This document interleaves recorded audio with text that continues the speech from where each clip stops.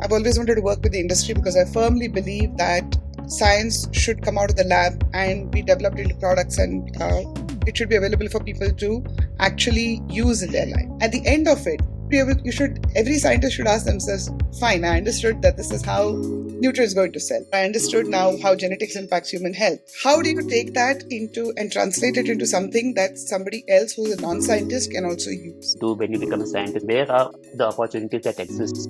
The traditional path was to train as a scientist, then go abroad, work with different organizations as a postdoctoral trainee, come back and apply to be a tenure-track scientist, publishing scientific papers, guiding PhD students. The other path would be to train as a scientist, get your PhD from a reputed organization, work with research institutions or work with industries. I think scientists should also engage with to communicate your science, right? You cannot have that ivory tower mentality where I belong to that 1% of the global population that understands what I did with my folate receptor. Or I cannot be happy with the knowledge that I belong to those 10% people who actually understand the quantum physics the way I do. Hey guys, welcome to Better Engineering and Management podcast. Today we have got somebody really special. Today we have Dr. Shefali Sabharanjak joining us, who is a top scientist, a champion of translational science, and an entrepreneur who is trying to bridge this gap so that scientists and top business leaders can work together to create some awesome and useful products in various areas like health and public goods. Dr. Shefali, please welcome to the podcast. Please give us a small introduction about yourself. Thank you, Pradeep. I'm very happy to join the podcast. Thank you for having me as a guest. And I think a big welcome to your audience as well. So to give you an introduction about myself, I am a scientist entrepreneur. I have, as a scientist, I have had diverse training in different streams of biology like botany, developmental biology, genetics, zoology, and cell biology as well. I'm an alumna of the National Center for Biological Sciences. This is a branch of Tata Institute of Fundamental Research. It's a spin-off institute purely for biological research. It's an institute located in Bangalore inside the US campus. So my doctoral thesis was actually on an interesting molecule, vitamin B9, the way it binds to cells and the way those receptors are internalized into cells. And the reason I mentioned as to why it's a very interesting circle of life experience is because at that point, I had no idea that I would be again revisiting all that work that I've done for understanding the B9 internal trafficking to in the context of my current work at Project Serotonin. So currently I'm the chief scientist at Project Serotonin. We are a platform for personalized wellness management, and our principal strategy is to use precision nutrition, diet, and exercise protocols to make sure that every person experiences good health as they work with us. So coming back to what I was saying earlier, my doctoral research work was on vitamin B9 and how it's internalized into cells. And once I finished that research and published it actually, most of my research was published in a very well-cited paper from Developmental Cell. Thereafter, I moved into, I've always wanted to work with the industry because I firmly believe that science should come out of the lab and be developed into products, and it should be available for people to actually use in their life. It should have a positive impact on their lives. Discovery and understanding fundamental scientific knowledge for its own sake is indeed, it has its own value. One should always go after chasing the unknown, uncovering scientific mysteries. But once you know how to work in the Fundamental Research Institute, in that side of things, you should also be able to take that knowledge and translate it into something that is usable. Right? Sure. So with that ethos, I've worked with the industry. I've worked also as a freelance medical communication specialist. And for the last 8 years, I'm a part of the journey of creating this platform, Project Serotonin. Okay. So Dr. Shefali, I wanted to ask you, can you please explain to our viewers what exactly is translational science? Okay, that's interesting. So, as I said, right, by training, I'm a fundamental scientist, right? As fundamental scientists, we tackle questions which relate to finding information that is as yet unknown, right? For example, when I started work on my folate receptor endocytosis, the big question was we don't know how nutrients get inside cells. What are the receptor pathways? Then this particular nutrient binds to a particular class of proteins on the cell surface, which is again an interesting story. GPI anchored proteins, right? This is a separate class of proteins. GPI anchored proteins associate with lipid microdomains. There's an added layer of complexity, right? Lipid microdomains are these lipid islands which tricyclically form in cell membranes. So what happens to lipid microdomains? Do they influence GPI anchored proteins? Does the assembly of GPI anchored proteins influence microdomains? How does this all work to influence the intake of vitamin B9 into cells? Now, these are the kinds of questions that a student of science or a PhD student of science would be interested in, right? There is a whole ecosystem of laboratories, research organizations. There are cell systems. There are tools in the form of very sophisticated imaging equipment, measurement equipment, biochemistry tools, cell culture based tools.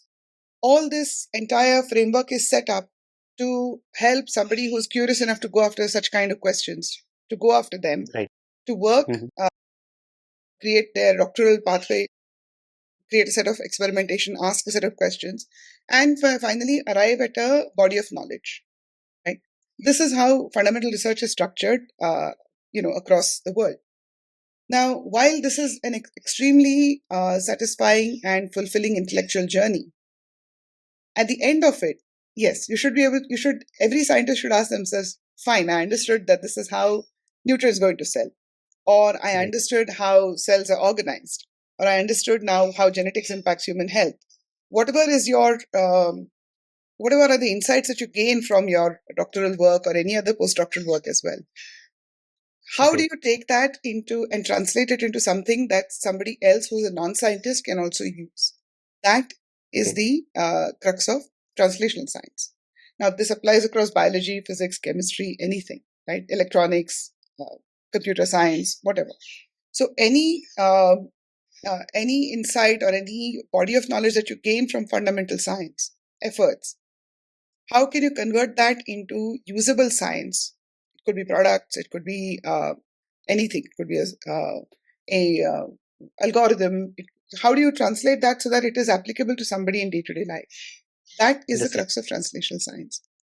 And basically, the reason what I understand, sorry, go ahead, please.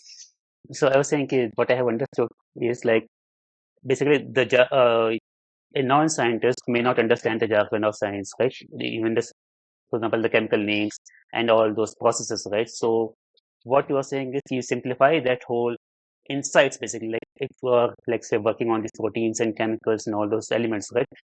Maybe you can reach out to somebody and say, if you take this kind of food, it can have this kind of health impact on you. Exactly. This is the insight of this particular experiment or process, right? But if you explain it in terms of, let's say, chemicals and all those scientific names, people will not understand and may lose interest also, right? Because it will simply go over their head. So what you're saying, that is where the translational science comes in, where you are translating tough and complex insights of science into something which people can understand, correct? Exactly. People can understand and also use.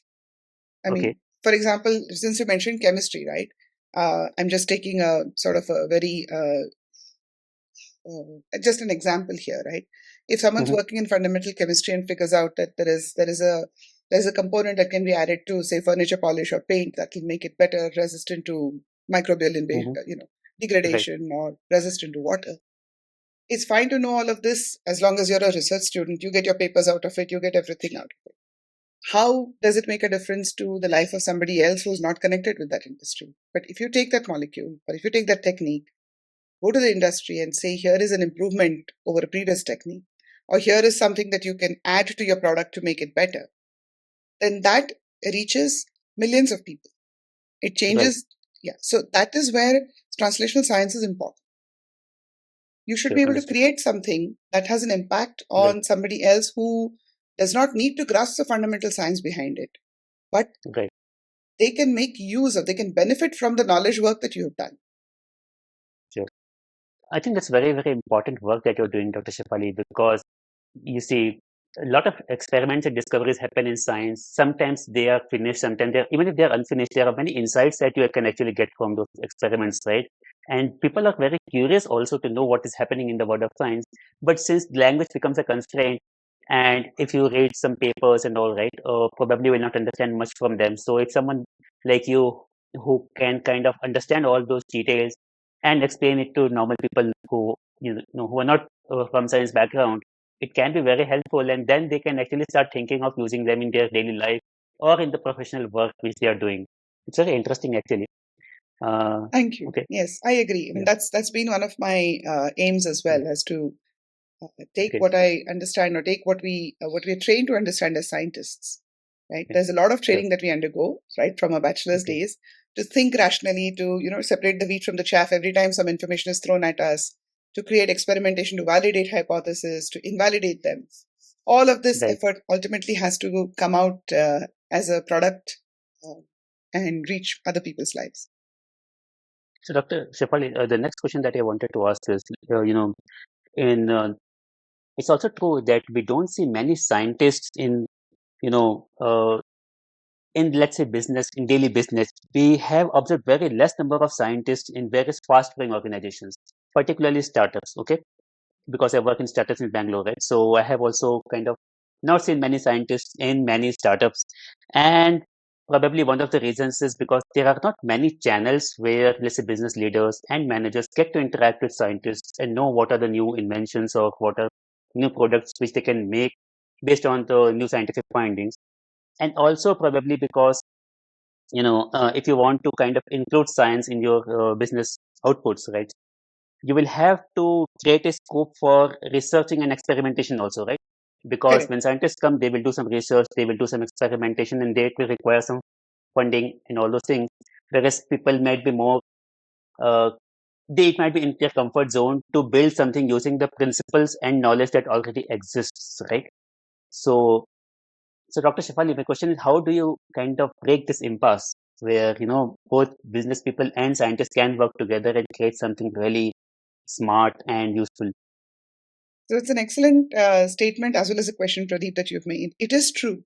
It is true that we need more scientists interacting with businessmen, and we need more businessmen taking an interest in the scientific side of life to understand how to take something out of the lab, create a product out of it, and also bring it to the market. Now, there are certain barriers in this process.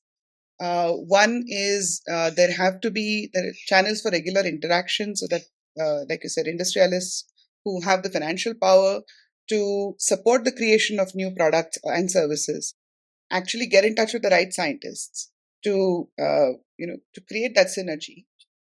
Alternatively, scientists also have to understand that the level of hyper rationality and how do you say, microscopic examination with which they have worked for the last 6 to 7 years, they have to also change their mindset to understand how well or how much of this can actually go into a viable product or a service that can become a profitable business.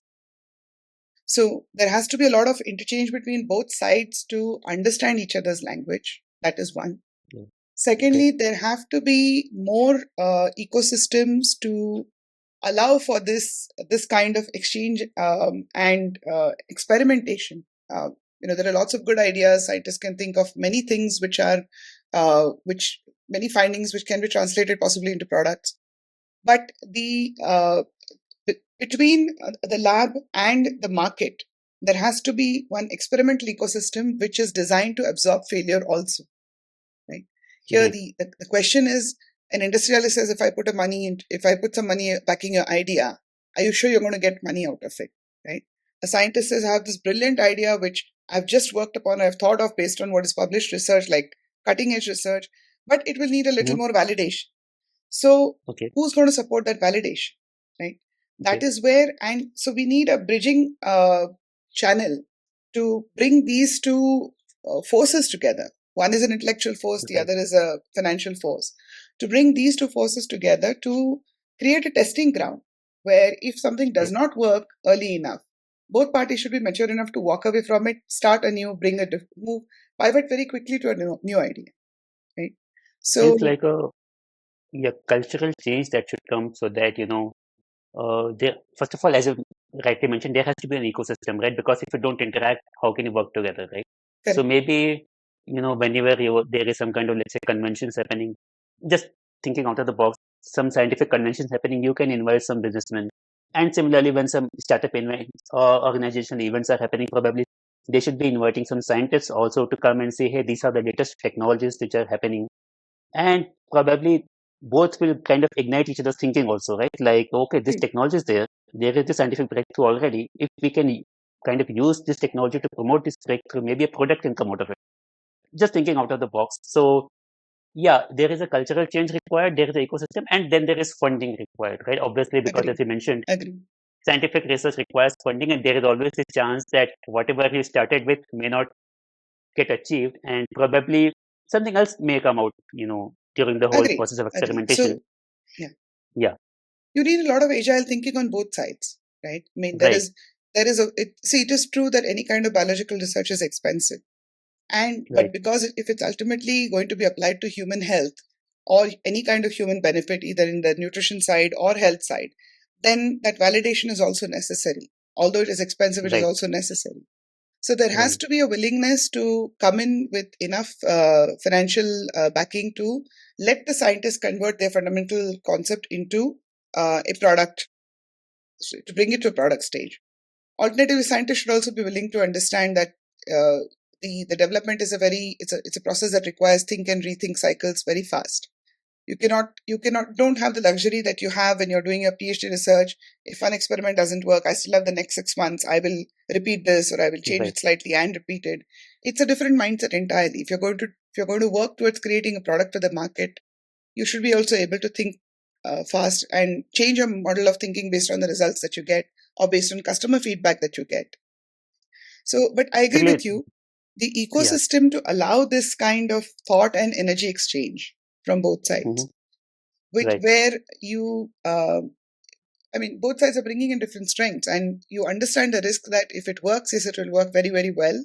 But if it does not work, you should be able to walk away with a no fault uh, mindset and come back again. It doesn't mean anybody is wrong. Some ideas just don't take root.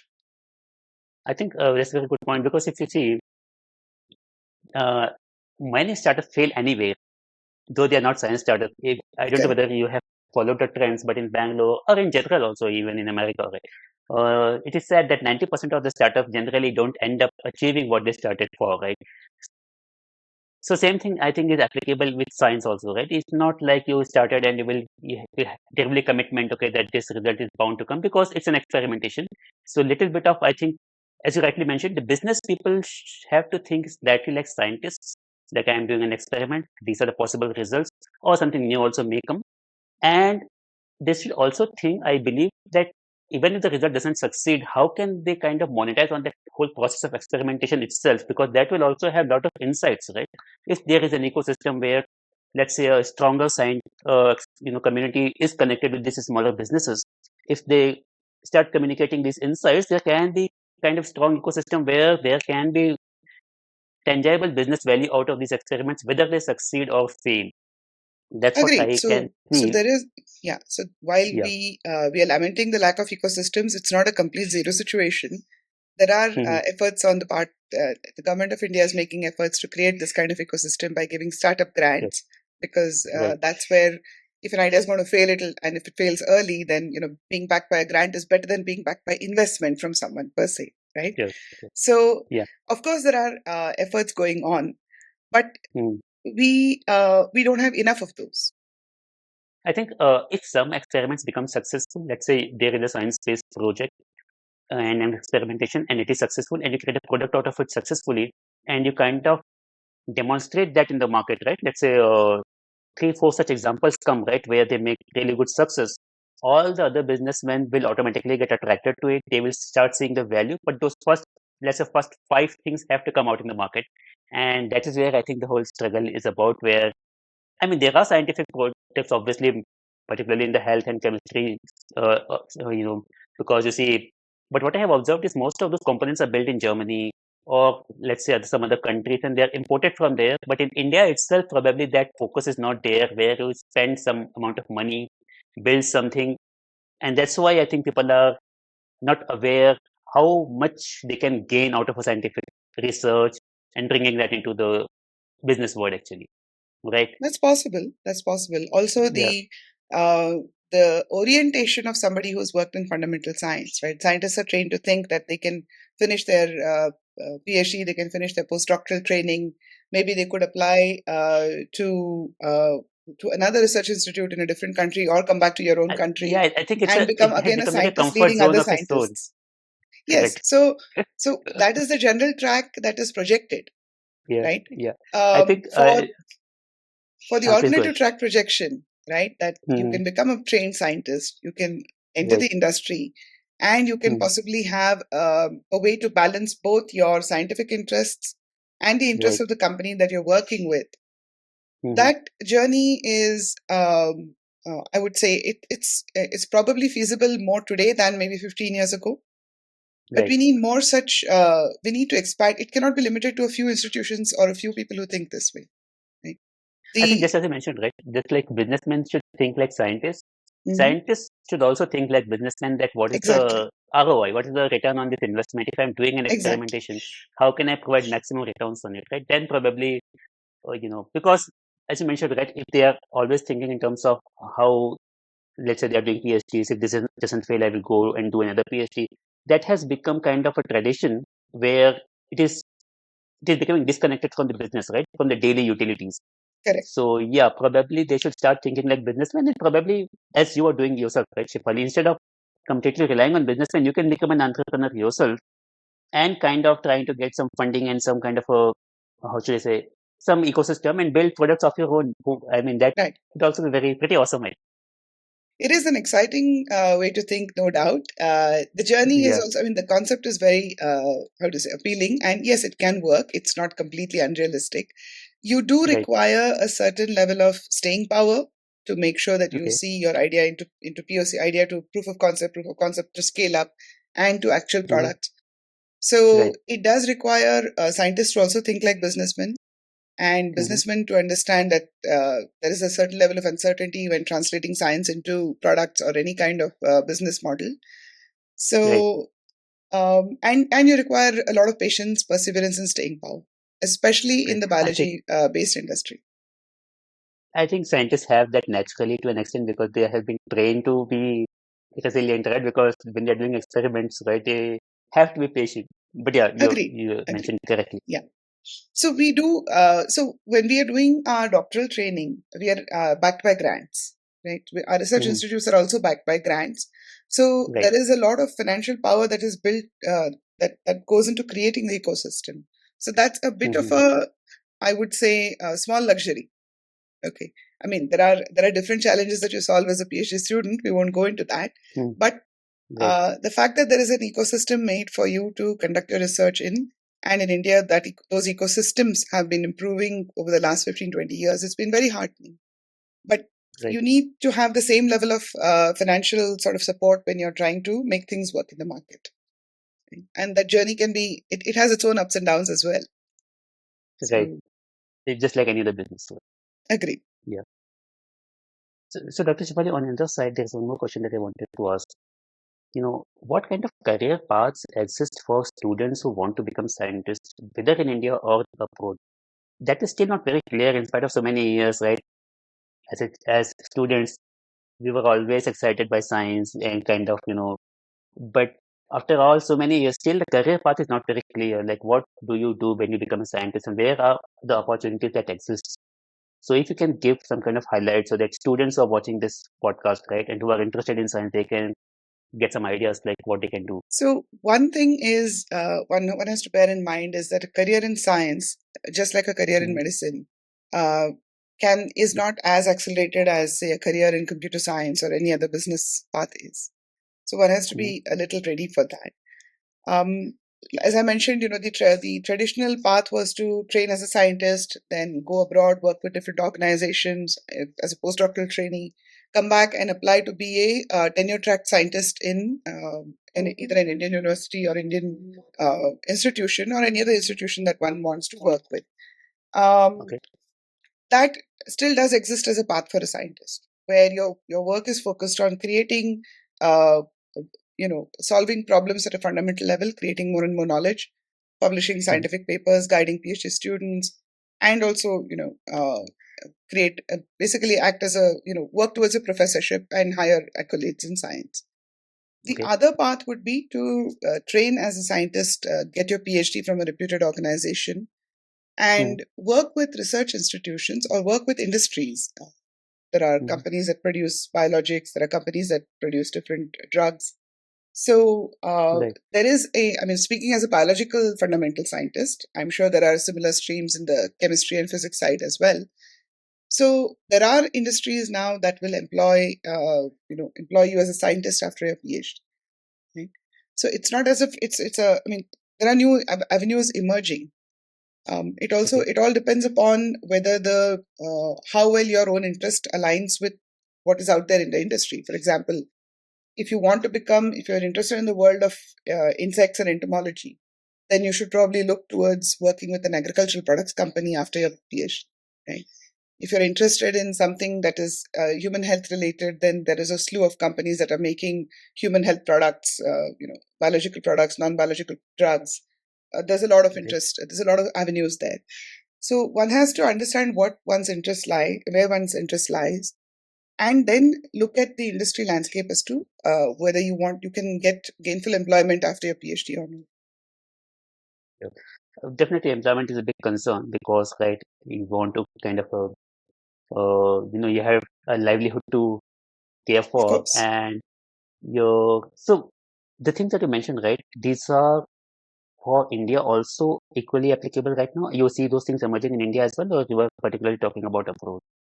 No, I think for India, this is very important. If we want to, there is a lot of focus on make in India or innovate in India, Right. right? Okay. And you hear about success stories about how people are creating defense products, people are creating space products, or products like drones in India, which is Right. fantastic. I mean, if those companies are given a firm footing, and there are many such companies that come out of India, then people who train themselves in fundamental physics and chemistry can definitely find employment opportunities there. Similarly, we need to have more and more companies that are willing to uh, take the leap.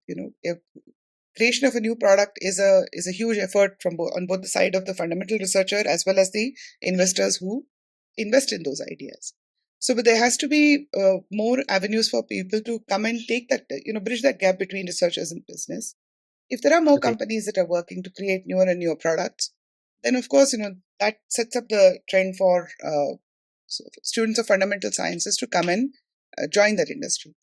What is Sure. required on the part of the student who, say, if you were talking to a 12th grade or a even younger student, is to understand that they have a genuine interest and a capability to work in that field of science. Okay. It Yeah, because it cannot be a at very temporary. early age, it's slightly difficult to kind of know your interest also, right? And if you're not, you don't see many opportunities because people Agree. are not talking about science, right? Then they will not take interest also, right? Let's Let say, me say let me say it uh, the other way around. yeah. There should be, by the time Uh, you come to your graduation, so your post 12th mhm, standard, you mhm, should know that you really want to work in this field, and there are enough opportunities also there as well. It should not be treated like a default option. Like if you couldn't get into medical, if you couldn't get into your chosen stream of professional training, then you come back into a BSc and you say, okay, I'm happy as a scientist. That's not the way it should mhm. be, right? There should So be with genuine interest. Okay. Right. You have to have genuine interest. You will, of course, find enough training. In fact, there is a profusion of channels for training oneself or going out and seeking mentorship now than there was earlier. So, Sure. I think that gives a good idea to all the students who are watching this. okay, And basically, you have to be strong and you have to be kind of also know what exactly you are interested in and kind of hone that interest, and then you take this leap. Otherwise, if you're not cut out for it, you may kind of find it, you don't feel interested in it later, right? exactly. So observe your interest from early. Let's say you're in 8th or 9th or 10th standard, let us say, and you feel like really kind of these things excite you, let's say chemistry or medicine or whatever scientific field, then you should start researching. You should probably start reading news about it, what organizations are working in those areas, and then probably you can plan your further education accordingly. Okay. Okay. Don't treat science as a Dr. default Shefali, option, is yeah, what my message to students would be. It's not because you sure. couldn't do something else. Come to Yeah, science because you want to know, do work with science, right? You want to understand science, you right, want to work with it. So don't good. treat it as a default option or a fallback option. If I couldn't do anything else, then I came back and joined, for my bachelor's of science course. That doesn't serve anybody's interests, actually. Coming back to our original discussion, Dr. Shefali, there are a lot of acclaimed journals and magazines created by various organizations where the results and impacts of various significant researchers and scientific experiments are mentioned, right? However, while these journals are very well read within the circle of intelligentsia, you know, these journals are not read by common people like us, right? Because the language is very difficult to process and people are unable to connect its utility in their daily life. Right? Let's say some scientific Right. breakthrough is mentioned in some journal. I don't know how to utilize that information in my daily life, right? And so, as we already discussed, right, how do you think this communication can be simplified so that regular people can be more engaged with scientific works? So it's a very interesting and apt question, Pradeep. And drawing from my personal experience, so I worked in the medical and scientific communications field for almost 15 years, right? I used to create knowledge products which would actually be the bridge again between what is fundamental science as well as what a person outside science should read and understand.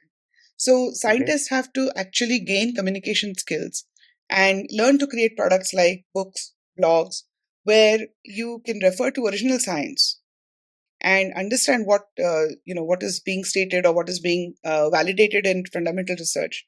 Translate that, convert that into something that somebody can grasp. For example, blogs. Scientists should write more blogs, or scientists should write more books, or have more podcasts, or even what is most popular right now, though I personally have a little hesitation in recommending it, is Instagram channels, because everything cannot be boiled down to 3 minutes, right? And right. if that's going to Yes, be your definitely. limited attention span, it's very good. It's Correct. going to be very hard to say, I read a reel and I understood everything about particle physics. Or rather, I watched Sure. a reel, not read a reel. I watched Right. a reel and Right. I understood everything that is to know about an atom. In 3 minutes, it's not Mm, possible. But long yeah. form knowledge products, both video, audio, and text products, is what I Okay. think scientists should also engage with to communicate your Right. science, right? You cannot have that ivory tower mentality where I belong to that 1% of the global Mm, population that understands what I did with my folate receptor. Or I cannot be, sure. I cannot be happy with the sense, with the knowledge that I belong to those 10% people who actually understand the quantum physics the way I do. Right. That cannot be a scientist's mindset. It serves nobody, right? Versus, I think a scientist should understand that, okay, I went to this fantastic institute in Munich or in Australia or UK, US, wherever, or even in India. I learned something really cool. How do I make sure I convert it into credible knowledge products which other people can consume? So we have to be better communicators, and I think the onus lies here on the scientists Okay. to engage with, to understand how to communicate well and also remain true to the science. Usually, what happens is when something complex is to be converted into simpler sound bites, right? It's a game of Chinese whispers. I'm trying to simplify something. I say something, Mm, somebody else heard it. right. That person Right. interpreted it in a different way, passed it on as something else, right? So we have to avoid and then finally when it becomes viral, quote unquote, Mm-hmm. it's something The completely meaning may different change. than what is, yeah, it's meaningless, Right. right? So Right. Right. we have to avoid those traps. We have to be, as scientists, we should be more communicative. And as a communicator, my journey in creating all kinds of knowledge products, including textbook chapters to uh, blogs to newsletters and everything, it's been very satisfying. It's actually very interesting that people are receptive to knowledge if it's written well, right? And Yeah. especially in terms of internet content, which is again going to get picked up by AI and be reserved to people as valid Right. content, right? It's very Mm-hmm. important to have scientists writing it where they know the original source. They can even quote the original paper and say that, build their thesis like these 5 papers have come to this conclusion. So this is a likely um, outcome, or this is a possible direction in which some effort should go in towards this objective. We have to be more communicative about how we do, how the way we understand science and the way we communicate it to people. We have to take more effort. But we also have a tightrope to walk. It shouldn't be as frivolous as a piece of gossip, and it shouldn't be so complex as a scientific paper, but it shouldn't be so frivolous as it is, just bandied around as some trivial bit of You information. know, It's a there's fine a balance. kind of a, there is a good parallel actually if you see in the world of psychology also, right? There are a lot of complex papers that get published, okay, and people cannot kind of study them, or people don't have time, right? So what they do is they will take, let's say, 20 related papers, and they do something called meta, right? What do you say? The meta study, where they don't actually do the experimentation, but they Hmm. take results of, let's say, 20 experimentation and create one paper which is just but based on those experiments, and but it is simplified in a way that people can understand. So the results of those 20 experiments are kind of synthesized in that meta study and distributed to people. And people are very interested in reading those meta papers because they don't want to kind of read those 20 experiments because they don't have time, and they will also not understand the whole process, right? But those meta papers which are published, right, where things are simplified and the impact of those, let's say, psychological experiments is simplified, people are very interested in those things. So I believe same thing is applicable here also in a way, because I am very much interested in learning about new things which are happening, but I simply don't have this capacity, or let's say capability, to understand complex language, right? And if someone can, as you mentioned rightly, right, can create a video, let's say on YouTube, or can publish a blog in which it simplifies, and I can understand that, then I will be more interested in it. I will kind of spread the word about it, and in a way, an ecosystem will develop automatically, right? If there is an No, interest, so there no, is always we an have ecosystem. to. Yeah. Yeah. So we Mm. the fine line, as I was saying, is in remaining true to the science, but Right. translating. So you should not either, Right. alter the meaning of the original experiment when you're translating it Right. for a larger audience, Sure. and Right. vice versa. If you're too complex, then nobody will go home with any takeaway message, right? So Yeah. It's a art yes, basically, as you mentioned, the it's an communication, art. art of communication. Right. Communication is an art. Entirely. We need to also have Right. publications. For example, there is a website called Science Daily, right? Right.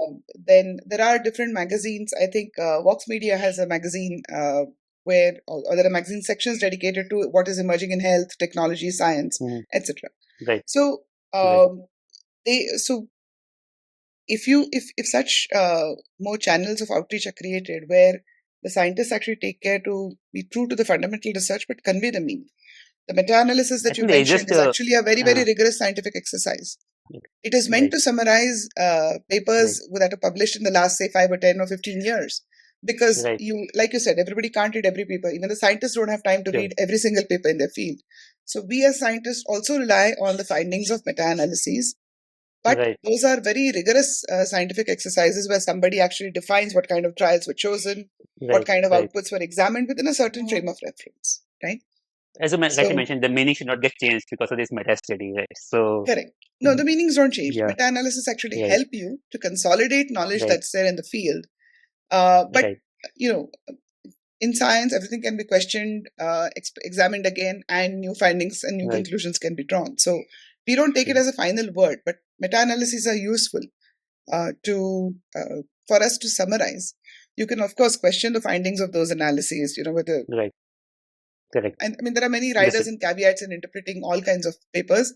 The right, meta-analysis papers also fall into the same bracket. right. So, Shefali, one last question I wanted to ask is, what role do you think technology can play in kind of bringing, let's say, science to its full business potential? When I said technology, I mean like digital technology and all those things, right? You mean Because IT science itself technology? is, yeah, IT technology, let's say startup, all those organizations, right? What role do you think they can play? I think technology as a backbone is going to be certainly a strength of a company, especially if you're trying to develop a bioproduct. Like if you take the example of Project Serotonin, right? We Mm, are creating personalized wellness solutions, right? So we examine many parameters related to a human being's health. We examine what their fitness bands are telling us. We examine what their DNA tells us. What are their blood biomarkers telling us? Any other input related to the health profile. We take right, in all of these inputs. We've developed an algorithm.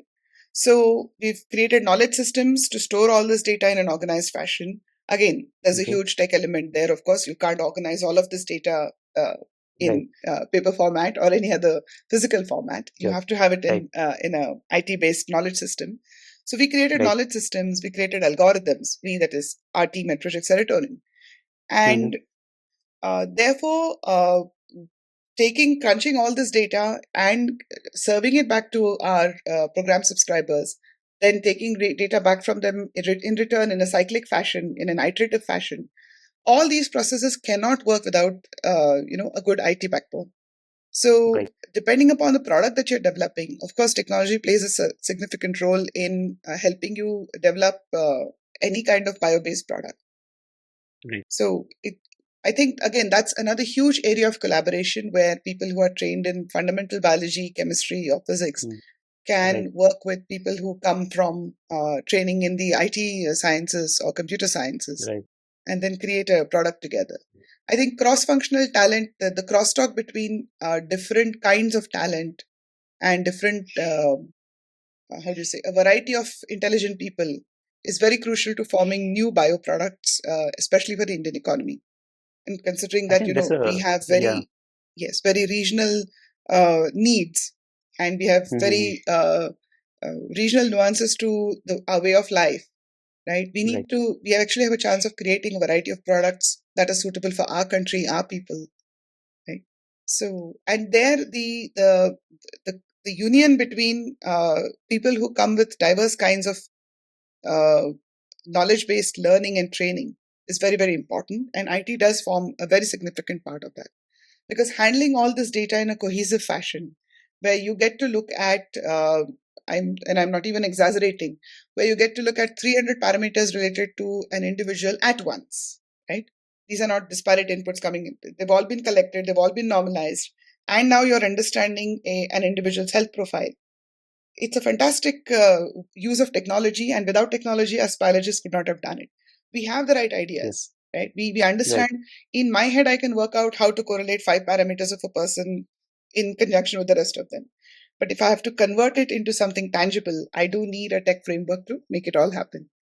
So, Yes. like I So I said, think we spoke about dialogues between scientists and industrialists or venture capitalists who can fund the whole process. There should also be a dialogue between scientists and, say, people skilled in different areas of IT. I would say even other areas like consumer psychology, or yes. people who I come think with a lot of training in yeah. any other field also, to come together. If you think about it, once you enter into business, right, all these things are anyway related. I think the science is the missing gap here, if you think about, because you see, consumer psychology, sales, marketing, everything is linked to product creation and selling anyway. If the Agree. scientists also get involved into this ecosystem, they will automatically get connected to all the other pieces also. I believe so, Yes. No, they and do. They do. that will That's been yeah, my journey for yeah, the last 8 years with Project right, Serotonin, and it's been very sure. exciting, right? I think It's it's been a very great exciting. yeah. You as you correctly mentioned, right? It's a great example where project, as you mentioned, Project Serotonin, right? Where you are Yes, taking science and using technology to kind of, we have married them together to create a great product where using science, all your knowledge you are using, and then it is coming into, let's say, reports into your smartphones, or into, your daily basically life. technology has kind of acted as a facilitator, and this should, I believe, if some scientist is working on it, he should get very excited about it, right? Because his work Yes, is kind of bringing meaning, right? It is becoming meaningful when it is actually kind of helping somebody, let's say, fight some disease or in any other ways. And now with, let's say, AI and all those machine learning, right? As I mentioned there, if you want to crunch a lot of parameters, kind of find patterns and all, technology can play a great role there also, right? So it's a agreed, great time agreed. actually if you think to bring science and technology together in a way. Exactly. AI is going to actually help our workflow in a big way, right? Right, So, because exactly what I said, see, the process as a scientist is, ask one question. We are trained to think like an algorithm, if I can say it that way, right? If this experiment works this way, then what am I going to interpret it as? If it doesn't work, then right, what does that mean, right? Is my sure, hypothesis right or wrong? Is the right, cellular process working or not? So we always hmm, have this branching algorithm working in our heads, right? right, If this is going to work, then I'm going to do X.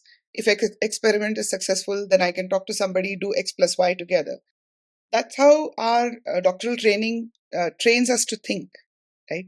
But right, if this has to be amplified 100-fold, right, hmm, then we need to translate that learning process into a tech algorithm. We of course need to have support. We need to make use of systems like the new AI engines, which can bring together a lot of data very quickly.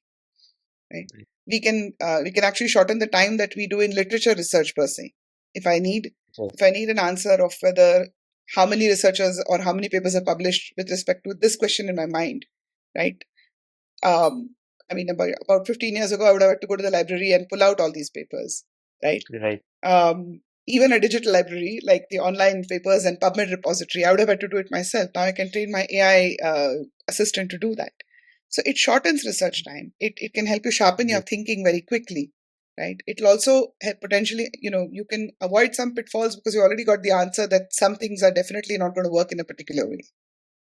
So AI and other IT technology, ML, all of these technologies are going to be a very, very effective and very fascinating medium for us scientists to translate to translate our science into products. So these are very exciting times right now. The fact that we have so much technology available, and the fact that there are people who are willing to think in a syncretic way, bring these smart tech people together, bring these scientists together, create this work environment, and let's solve this problem of precision nutrition. I mean, that's just again an example close to my heart, but it could be anything. It could be a problem of solving, say, why are crops ripening so late in a particular area. That's another example where all of these kinds of inputs can work together. Or how do I take care of this endemic infection in this area? Right? We have a lot of endemic health problems in India, which are unique to India. So if we want to answer such questions or create strategies that are actionable, I think this holding hands between scientists, technologists, and using AI as their assistant to create very quick solutions is going to be a fantastic journey. I think I'm really looking forward to it. Next 5 years are going to be very exciting. Sure. We're all looking forward to it, actually, Dr. Shefali. Dr. Shefali, on that note, I think this was a great conversation. All the scientists and businessmen who are watching this and all the students who are watching this must have learned something from it. And thank you for joining us. Thank you for having this conversation with me. Any last words you would like to say, and then we can wrap this up? I think thanks for having me. It's been a great conversation. So thanks for having me on this podcast. And I really wish that if students are inspired to take up science, that would be a good outcome of this podcast as well. But it's been good to have these conversations, and we should have more of these as well. Sure. Thank you, Dr. Shefali. Have a nice Thank day. you so much. You too. Bye bye.